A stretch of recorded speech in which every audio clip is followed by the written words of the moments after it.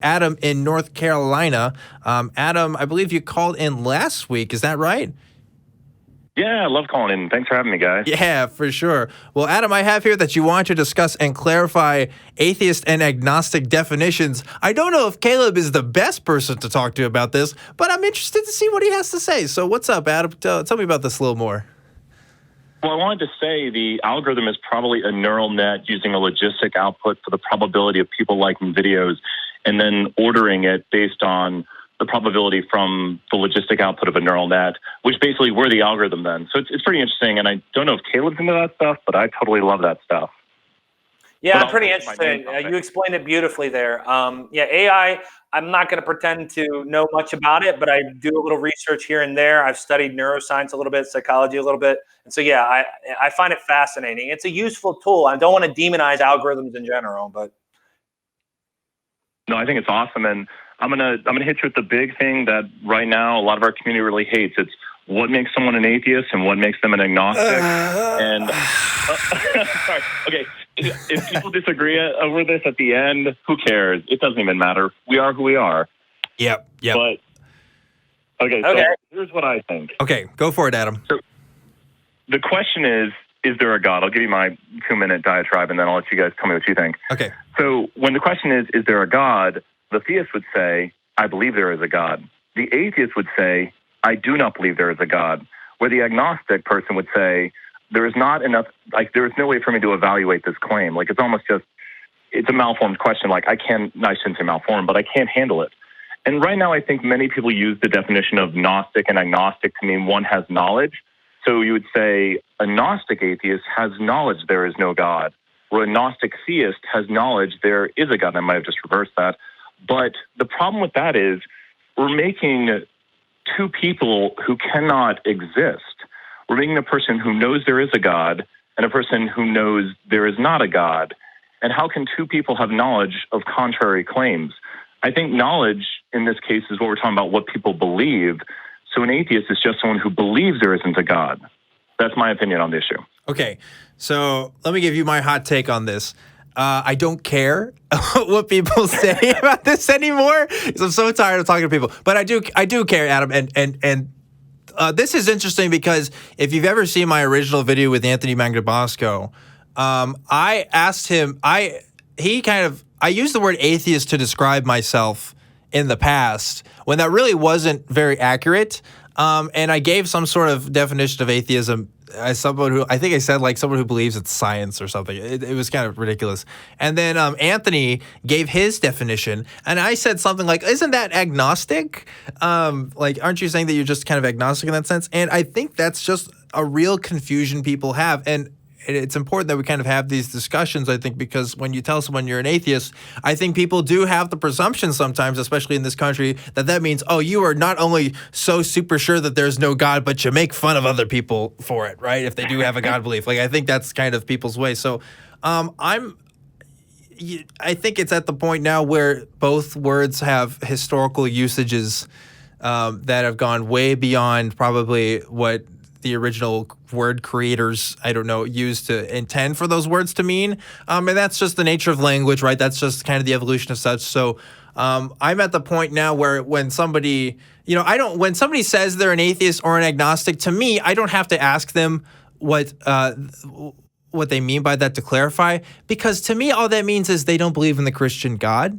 Right, because that's kind of the context that we usually have, at least in the United States. I think if in other countries, obviously, where the majority of religion isn't Christianity, that's going to mean something a little bit different. But like 99% of the time, when somebody is telling me that we're talking about it in the context of like Christianity usually, and from that, like just saying that you don't believe in the Christian God, that's good. But then you have my friends like Ocean, who is a polytheist, who will say like, oh no, well you can't say.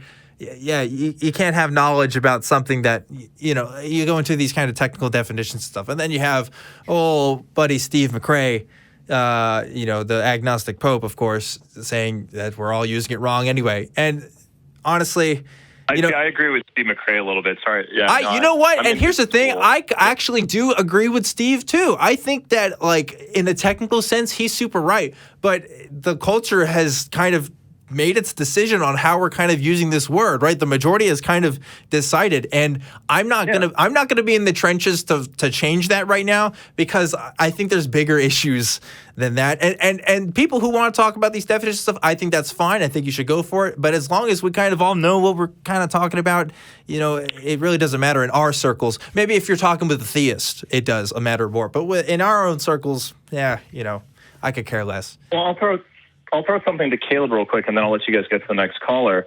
It's so funny. I didn't even realize this. I went to check out his channel, and I had actually watched most of his video. I mean, it went pretty viral. And I was like, hey, I know that guy. I've seen him before.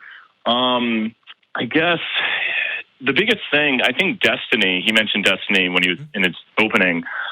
I've seen this shift, especially when it comes to politics, where in the early 2000s, it was cool to be Republican. And then Obama came about and it was cool to be Democrat. And then, the pendulum or whatever it is, swung back to the Republicans again.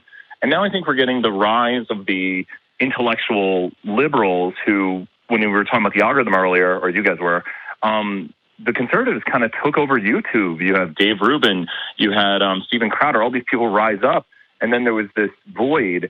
And I was just going to maybe ask Caleb, I think, is it Caleb? Did I get it right? Yep. Faraday, Caleb, yes. I was going to ask him, I know this might be in his video, but what maybe was his big watershed moment? He talked about the LGBT community. What was his big watershed moment? Like, what was a big point? And I'll let you guys go that really pushed him in the direction to change his views. Oh, well, there were a couple. I had a relationship with someone that was extremely wealthy, and it kind of exposed me to another side of life and broke down some of the arguments I had in my head about capitalism and about hierarchies and meritocracy. I had some experiences at work. Destiny and ContraPoints helped a lot, but there wasn't one moment, I'm not a fascist anymore. No, it took a year and a half. It took a year and a half to just walk my way out of there. And I started out I ended up like a civic nationalist, believing in like race realism. This is going to drive your audience nuts, but believing in like race realism, believing in the Great Replacement, believing in all these like biological deterministic type arguments. And I came up out of the funnel as I would hear more and more arguments from the other side. So I went from being a civic nationalist to being a conservative again, to going back to being a libertarian. And then once I got to Sam Cedar, libertarianism was gone. I was like, oh. If I can share with you guys one last thing, this all rings true to me with my mom. I think she's probably the most intelligent person I know, and I hold her in high regard. She was not really anti-LGBT growing up, but it was kind of like, well, the gays are sinning and they need to come to God. And it's actually Pete Buttigieg. I don't know if he's just one of the many things, but she's like, this guy's really smart. He's really amazing. And I think he'd make a great president.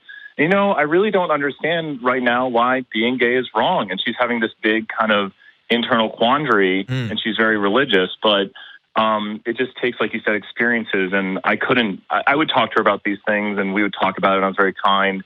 And I never got mad at my mom for disagreeing with me and holding a view I did not agree with. But it's just experiences, I think.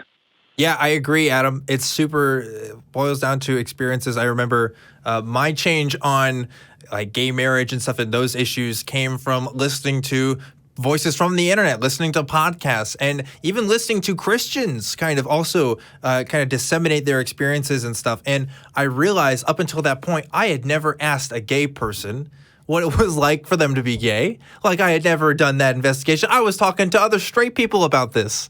It's just like, well, yeah, if we're not including these kind of other people in the conversation, then of course we're going to kind of lose that perspective. It comes from experiences. There's a lot more people now who are willing to be out and gay. And that's a wonderful thing, because now, since they're public about it, it becomes more normalized, and then, we all kind of get along and everybody's happy. I think that has to do with the internet. That has to do with how we're socialized, and experience, like personal experience. And Caleb mentioned this, has so much to do with our beliefs. It has so much. You could throw logic out the window sometimes. Like, personal experience really trumps the way that people kind of view and understand the world, for sure. Well, thank you guys so much. And I guess I want to throw a thank you to ContraPoints. She's been mentioned a lot. And like I said, you get to know these people, you get to know their experiences, and then they're people to you. And yeah, thank you guys so much. For sure. Adam, thank you so much for calling. Always a pleasure to hear from you, man. I hope to hear from you again soon. Yeah, good, great call. I know that's probably not usually the kind of topics you're used to talking about, but again, this is a different episode. So yeah. I know a little bit about atheism. I went through that, but it's been like since high school and since I dived into the atheism stuff. So it seems like you guys have made lots of new controversies and arguments within your movement. That was, yeah. Oh, man, there's controversies every week. Like it's just how it rolls. But you know, I'll take a deep dive on your show and catch up. Yeah. Oh yeah, for sure. I love that, man. I would love that. But yeah, it's with every movement. You know, it just happens.